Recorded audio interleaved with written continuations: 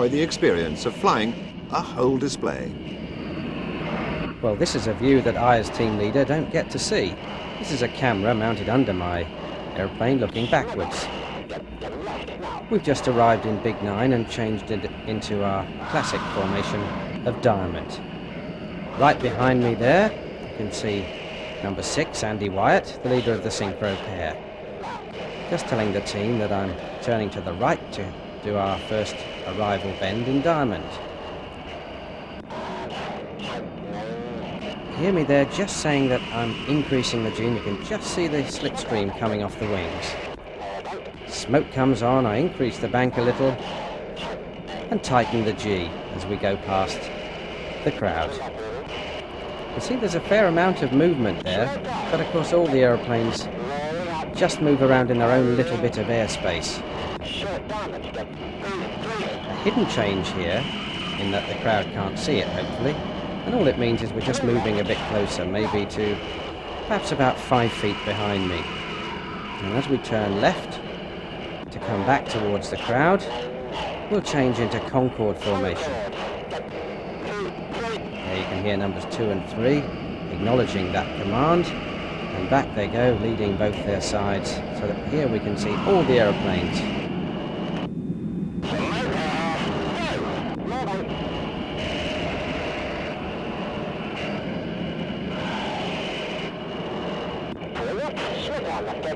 Pulling up for our first barrel rolling Concorde.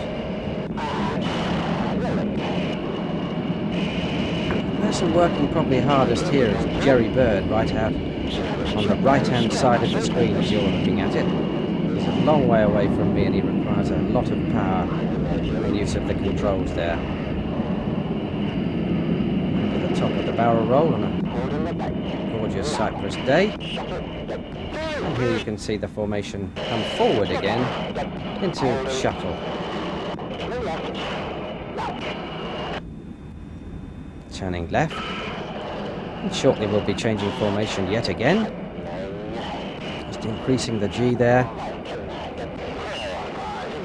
Changing back into Vulcan. Again, the hard work for numbers 4 and 5. Jerry Bird again out on the right as you look at it. And this, a new formation for 1992, Vulcan. Our tribute, of course, to the Vulcan bomber which saw service in the Air Force for many years, including the Falklands. Blue smoke coming on as we pull up for the loop. And just about as I hit the vertical, we'll change formation again to Eagle. Smoke changes to white. Top of the loop, something like just under 6,000 feet, 1 mile up.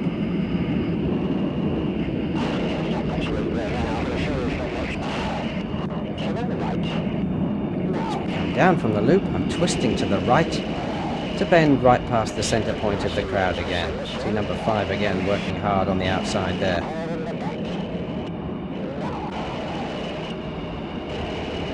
Holding the bank. A few wiggles there from number 6 right behind me, which sort of ricochets all the way down the formation. Smoke coming off, and we'll be turning left. There we go.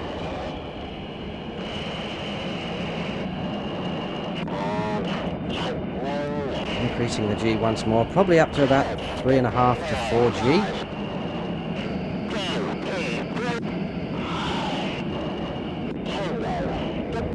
Now we change into the most difficult formation we fly in 1992. Tango. Here you can see a view from number 9's aeroplane looking forward. You can see there's 5 aeroplanes in line astern and 5 at the front there in line abreast. Every member of the formation working very hard in this one. You can see there's a fair bit of movement there at the back. And you can hardly see the other 3 aeroplanes back there behind Andy, but I can assure you that they're there.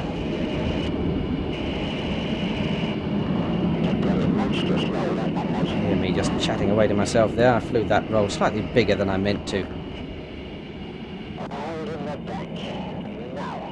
Now watch as number 8 and 9 reappear, somewhat relieved after that difficult formation, no doubt. There they are.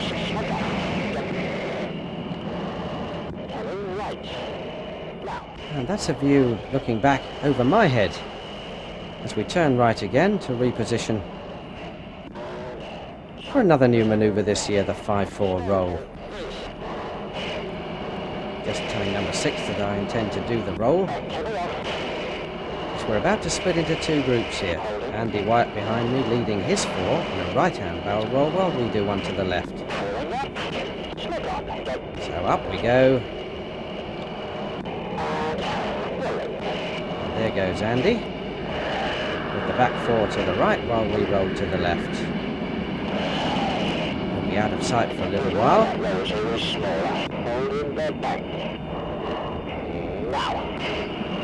Smoke changes back to white. Now just look in the top left of your screen and you'll see Andy reappearing. Difficult rejoin for him. There he is. Got the other 3 hanging on, and you'll see her working quite hard while he's adjusting the power and judging the overtake. Come all the way back to about 6 or 7 feet behind me again. And there they are. Good rejoin. Turning right now, and another formation change coming up into 9 arrow. 8 and 9 will disappear from your view, and here we are looking from number 9's wingtip in at the formation. Positioning now to start the second half of the display, where Synchro will split off, doing their pairs manoeuvres interlinked with ours until we finally rejoin right at the end of the display.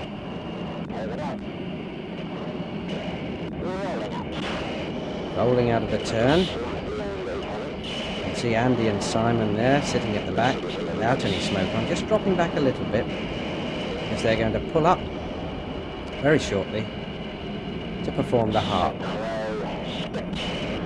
And there they go, disappearing up. You can see them disappear above my head. We now pull up.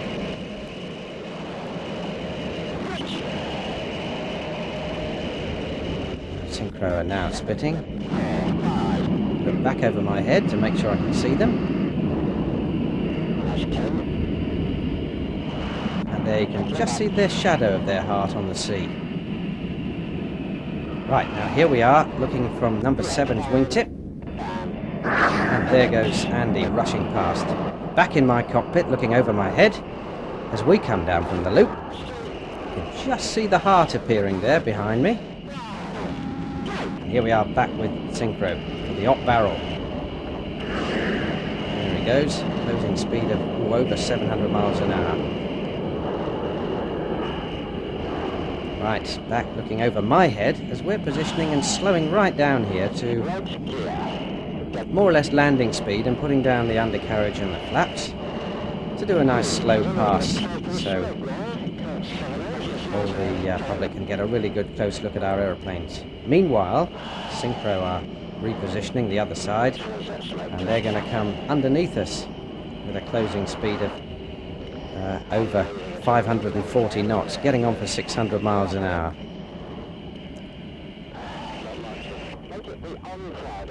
Just looking at the very calm wind we've got there today and moving this manoeuvre just slightly so that we don't leave a great swathe of smoke on the display line where it'll get in our way. So here we go. Watch for Synchro to come underneath. There they go. Pulling up and disappearing. We put on full power, put the undercarriage up and go into a steep climb. The really thick coloured smoke is there because the engine's running virtually at full power. Lovely view of the cliffs of Cyprus there.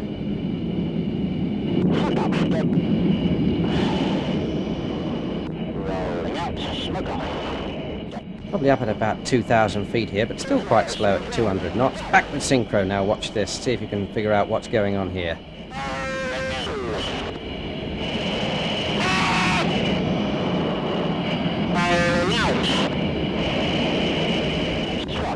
That's not a view many people ever get to see. Okay, here we are back, looking from my aeroplane as number 2 and 3 this time, Rob and Barry, come into line astern on me. You'll notice they're not quite as steady as Andy and Simon were, because they don't fly here very often, and of course they're new pilots to the team this year. Bit of a wiggle there, look, going all the way back down the formation. Now they're all going to move now out into echelon starboard. There they go, just disappearing out of view as we position for the twizzle. Back with Synchro. Now watch here again from Simon's wingtip as Andy rolls towards us but turns away from us in the outside turn. There he goes, pushing about minus 3.5 G. Now watch this rollout where he's got to be very precise with the aeroplane because we're very close to him. He rolls all the way round and then we pick up his roll and disappear.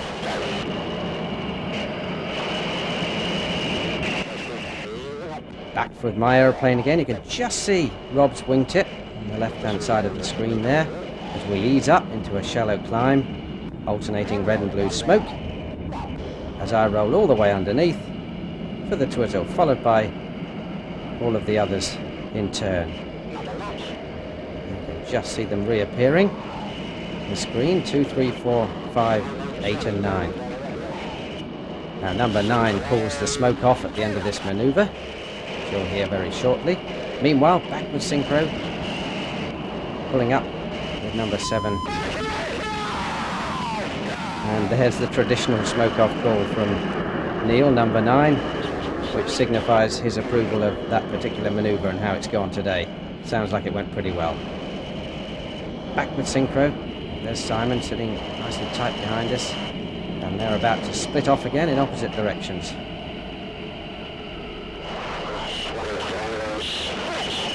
And there he goes. That's the air brake coming out there on Andy's aeroplane as we look backwards, as he just reduces the speed by about 20 or 30 knots, ready for the next manoeuvre.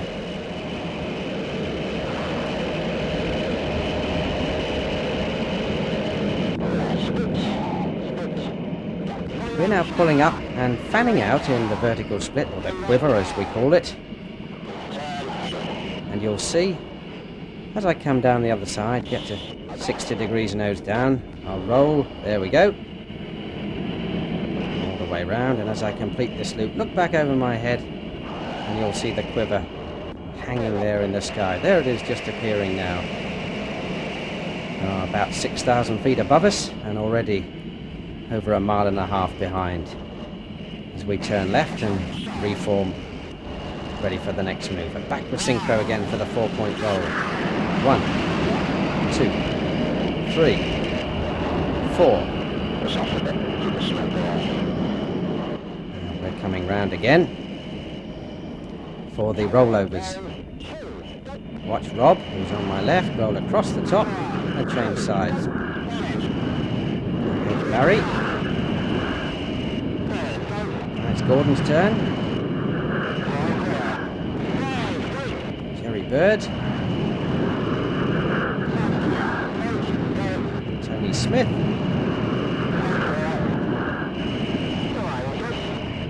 And finally Neil Rogers. Now I have to watch Neil as he completes his roll, and I try and coordinate my left turn just as he rejoins us. There he is.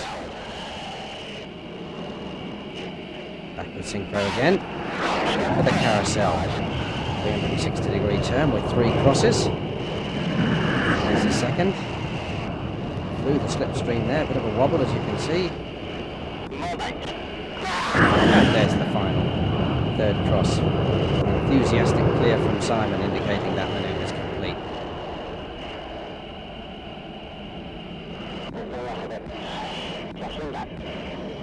So I'm watching Synchro over my shoulder there as we come back to the box to Vixen loop, which is our penultimate manoeuvre.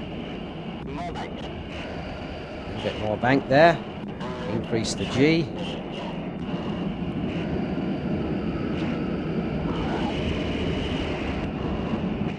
Double checking my speed just before we start this loop. And another quick look from number 9's wingtip. Bank coming off.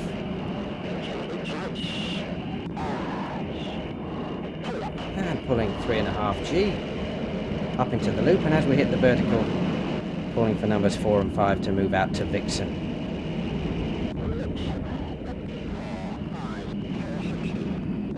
Number 7 just telling me his fuel state there, which he always does at this point in the display, so I know we can complete the final manoeuvre.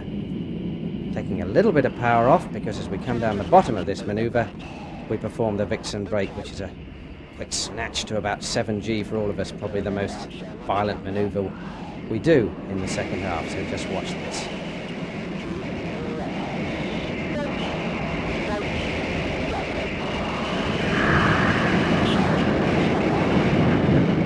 There we go, all off in different directions.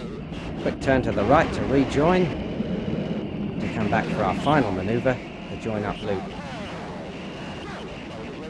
Here's Synchro in the background. I can't see them at this point, so there we go, quick start of the stopwatch. 12 seconds later, I turn left and pull up for the join up loop. All 9 aeroplanes coming back together, not quite in the positions where they started, but all getting in hopefully before we get to the top of the loop. Here number 6 and 7, the last to join any second.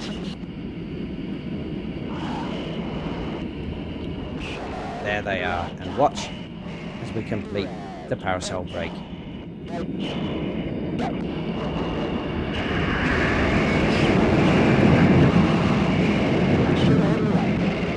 There we go, that's the end of the 1992 display.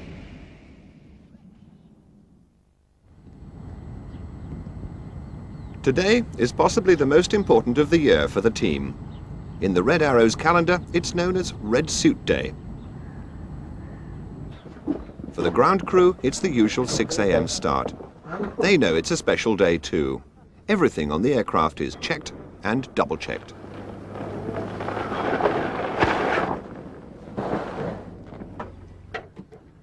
They're going to display in front of the Commander-in-Chief, and it's down to him whether they're good enough to perform in public next year, and in turn get to wear the red flying suits. During their pre-flight briefing, the pilots may seem relaxed, but they know that today's show is not quite like any other. Andy Wyatt knows all too well the Commander-in-Chief will settle for nothing short of excellence. I might come left a tad earlier then, and hopefully this time in about the right place. Yep. If you need a delay to get in, go for it. It looks better to fly it through, then half the time they won't notice that that wasn't the plan anyway. Whereas if you don't make it, they will notice that wasn't the plan. Any questions? All right, we'll check in 47. 6. Right. The briefing over, the pilots taxi out to put on what's probably their most important display of the year. And they'll be flying in front of only 3 people.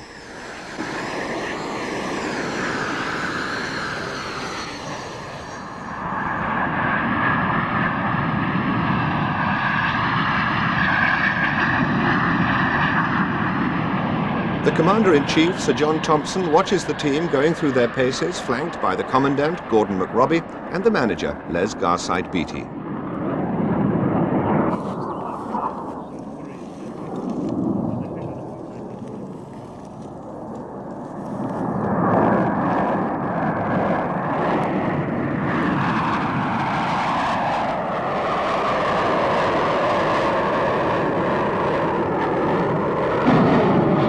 Better than it has been, so.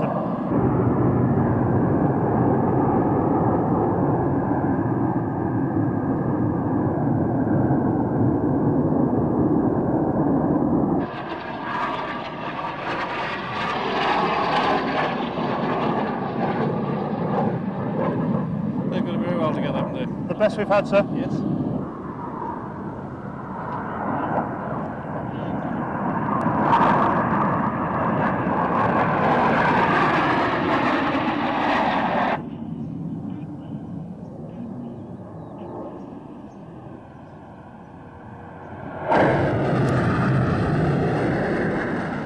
It's a tense time now for Les as well as the other pilots. The display was cut short because of a small technical failure on Andy Wyatt's Hawk.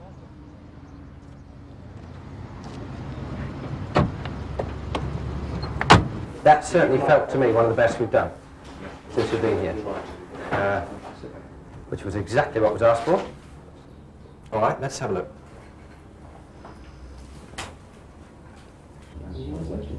As usual, the performance is analysed on video and every manoeuvre is checked in minute detail. The failure to complete the display has left a nagging doubt in some of the pilots' minds as to whether the Commander-in-Chief will award the coveted red suits after all. As you get more confident, just sit a little shallower, and it will stop this wiggling. Good. That was not perfect, but it wasn't as far off it, was it? So. I agree, you perfectionist. It was a very good show indeed, and a very nice one to finish off on. So, red suit time, many congratulations. All the very best for the season, representing the Air Force and the country. Look forward to seeing you, and all the very best to all of you. Thank you very much, Adrian. Thank you very much, sir. Thank you. Well done, man. Yeah, great show, man.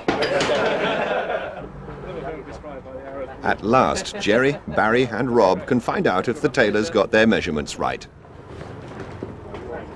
It doesn't fit. The wrong size. I thought it'd be just like any other trip, really, if you like, but actually everybody seemed to make that extra special effort, and I felt quite proud, if you like, when the CNC stood up and said, "Well done, red suit time." So, yeah, it's a nice feeling to have the red suit on after 6 months of pretty hard work. It's been a long slog, but today was worth it. It's a nice day today to get red suits on at last. And over the last couple of weeks, it really has felt like it's come together. You know, out here, continuity, good flying, good weather. So it's the ideal chance to sort of put things together. We've done probably about 200 practices now over the last 6 months, but none of them have been perfect. And even now, there's little mistakes being made almost every trip, which is a bit frustrating at times, and you kick yourself at the time. But so I look forward to producing a perfect display.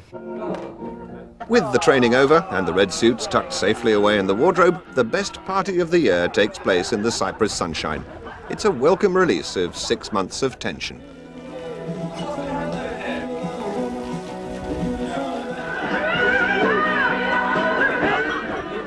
Got any hair on your mouth, Pete?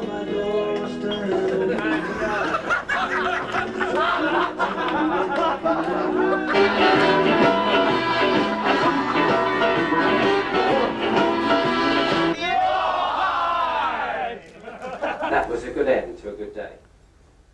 At the debrief, Adrian Thurley brings the team back down to earth. Just one little word of caution. We're not infallible, okay? We've had a good winter World Cup, and we've had one or two little heart-stopping moments, but nothing too much. Nothing like as bad as I've seen a few times. We're not infallible, okay? Do not think you've now got it cracked. You haven't. So don't relax. Don't forget all the lessons you've picked up. Okay, we don't want to be saying, "Oh shit, yeah, I remember that from Cyprus." Try and remember it, all of you. Okay, and we're now, as much as we always have been, the whole time we've been together, working as a team. So look after each other, stop somebody when they're running off the rails, when they're doing what they shouldn't be doing, and that includes me. But bloody good effort. Miracles do happen. They do happen. The first official display of the new season takes place in Cyprus, and the pilots proudly show off their new red suits for the first time. 1,500 foot round. You want to be? I'd like them to bring them in this time. Well, if you wouldn't mind, we'll try and sort of start as a team.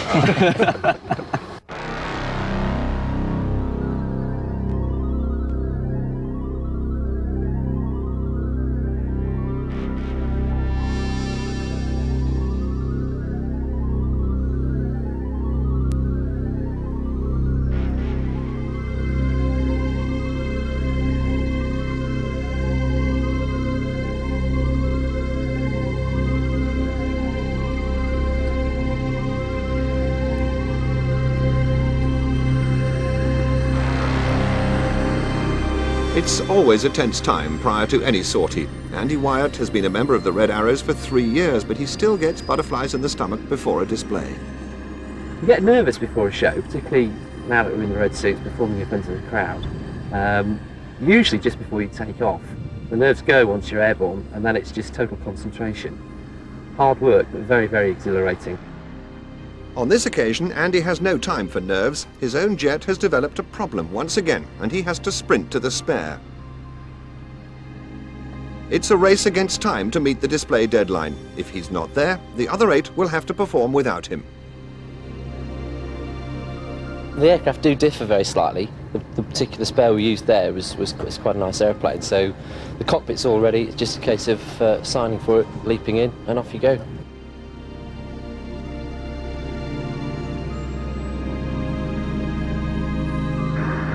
To catch up, the Synchro leader puts the Hawk's taxiing speed to the test.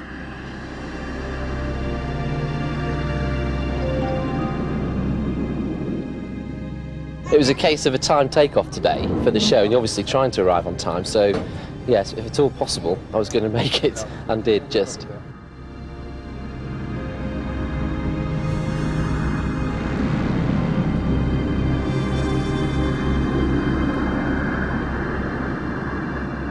The man who has to sort out problems such as Andy's is the engineering officer, Sid Miller. He's the only other member of the team who's allowed to wear the red suit. See a bit of drama on the ground there. Yeah. Well, first of all, his helmet had a problem with it hearing through one of his earpieces. So we quickly had to go and get a new helmet. And once we got that one sorted out, unfortunately his AHARS, which is one of his navigation aids, wouldn't come online. So I quickly swap around to another jet. Thankfully we've got him on his way now. So hopefully that's the end of the problem.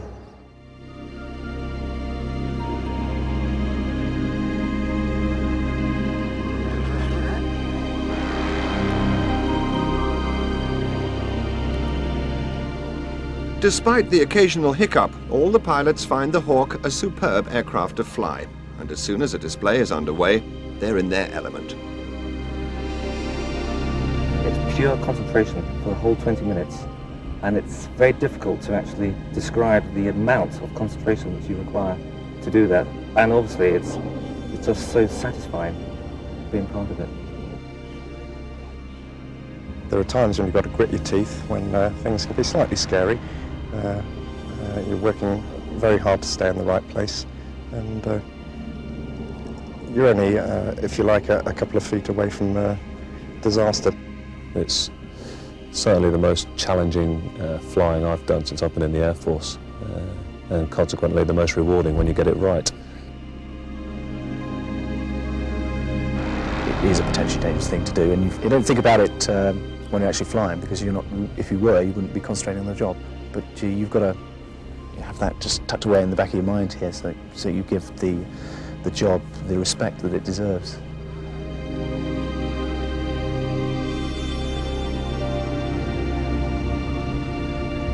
So, as the team draw their final patterns in the Cyprus sky, thoughts now turn to the long display season ahead of them.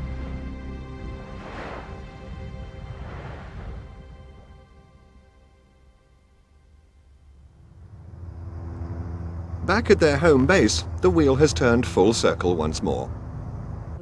Morning. Before the display season starts, Adrian and his team have to pick the new pilots for next year.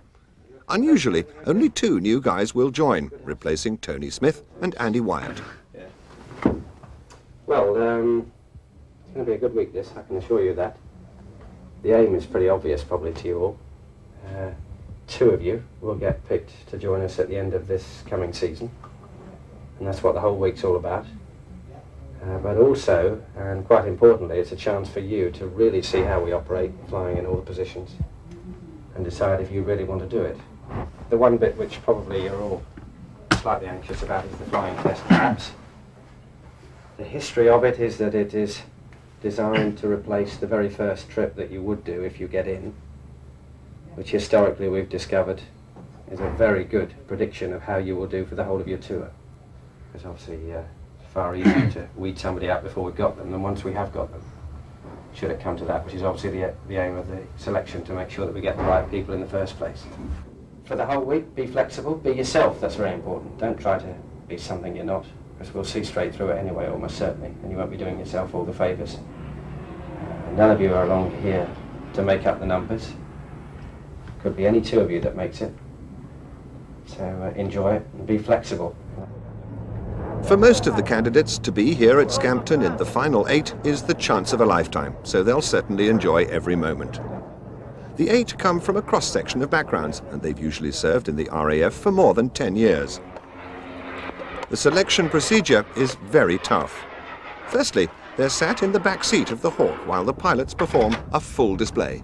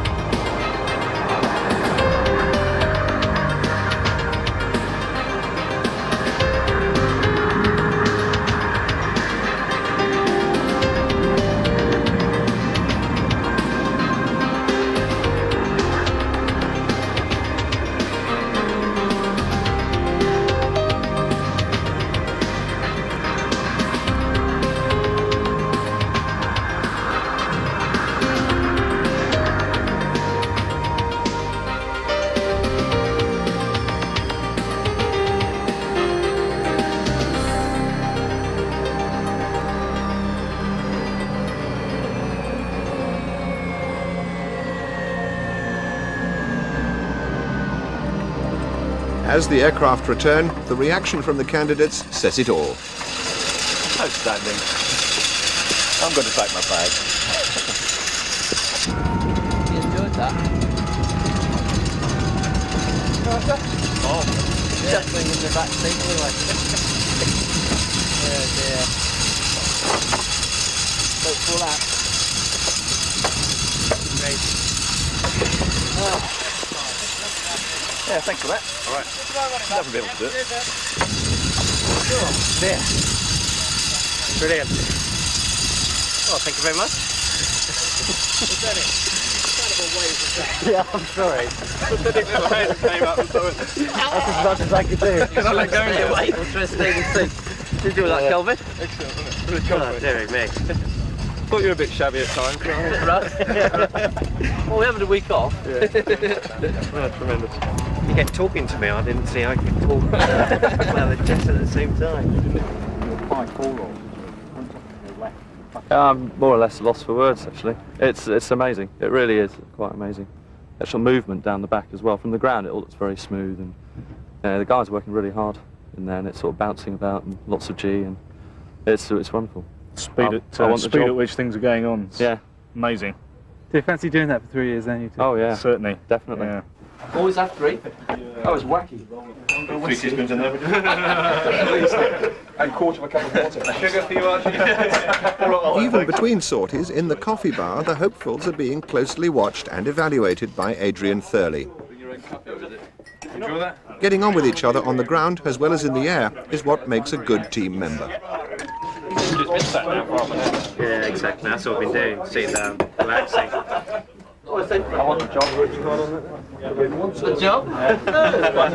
After a week of flying tests, interviews and visits to the pub, next year's team will include Benny Ball and Sean Shidenshin.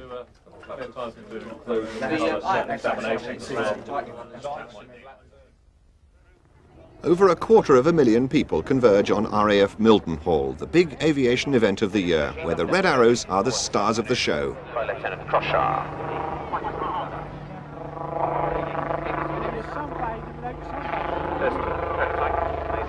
Red Arrows merchandise always sells well at these events, and the proceeds all go to the RAF Benevolent Fund.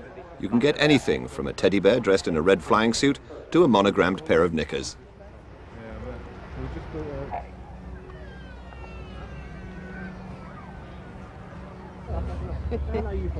Mildenhall is one of the occasions when the whole team and their families can get together and relax before a display. I've got to go and do another interview.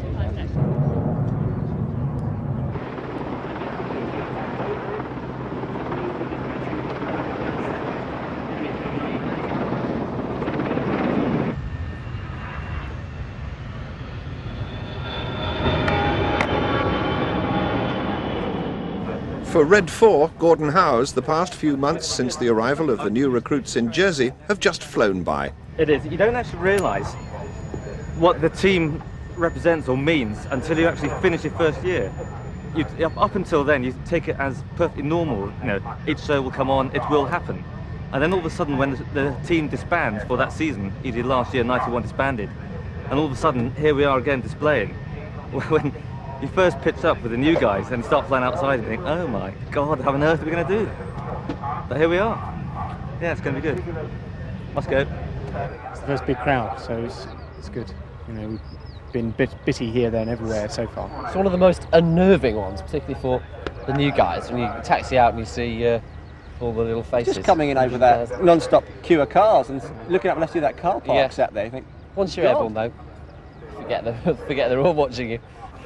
Adrian Thurley is used to big shows, but he has every sympathy for the new guys. This is their first one in front of a really big crowd, though, so they'll be a bit nervous today, I would think. Don't know whether they'll tell you that, but they will be. It's also quite an important one for me because this is my local area. And Mum and Dad watching, you know. So.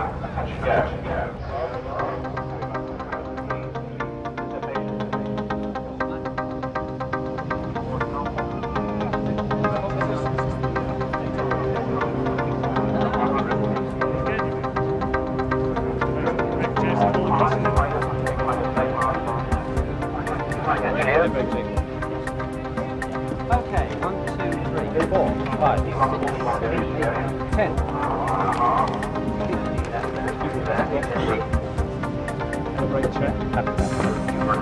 Right, this is an old wind here which has since changed. 3306 knots on the surface, closer to easterly 10 to 15 now, I think.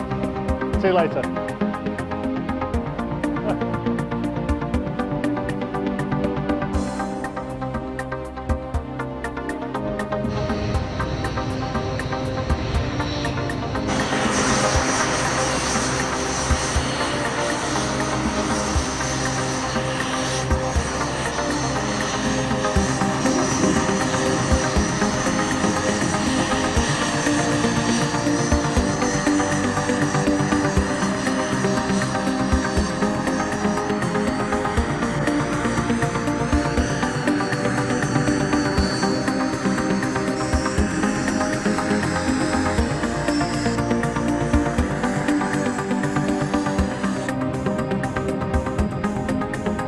Ladies and gentlemen, good afternoon. The Red Arrows, the Royal Air Force's aerobatic team, are lining up way to our right for our standard display takeoff.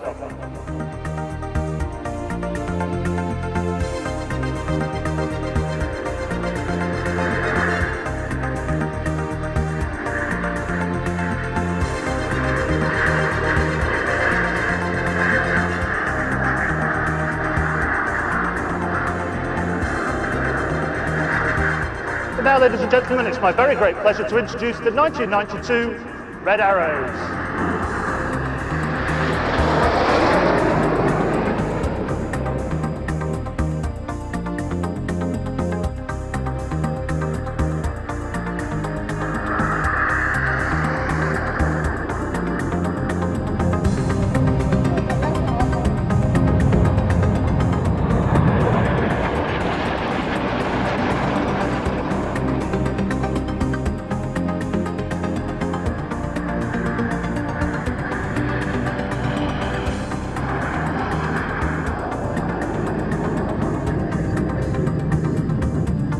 Watch this time for the opposition barrel roll.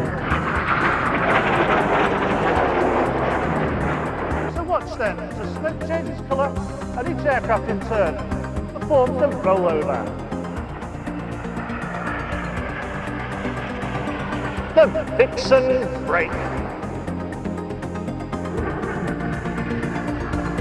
hopefully we can get the diamonds all together and join up the loop. A perfect show with only one very minor problem. Ladies and gentlemen, the 1992 Red Arrows. Unfortunately for Les, none of the vast crowd heard that final line of commentary. You cut the mic. You cut the mic. Oh. As the crowd drifts away, Les puts it down to experience. Shame about the mic at the end. The boys will kill me for that. If the verdict from the public is correct, this year's team have made it. Great. Brilliant. Fantastic. Yeah, brilliant. I think they're smashing. There's nothing to touch them, is there? I've seen them thousands of times. They're absolutely marvellous.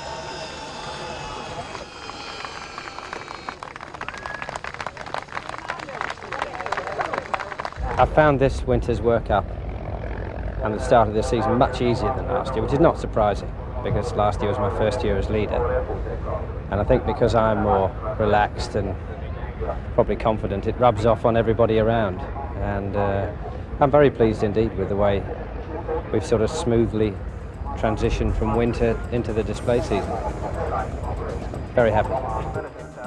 With a successful display completed and the season now well underway, the pilots can start to enjoy the celebrity status of being part of the best aerobatic display team in the world, the Red Arrows.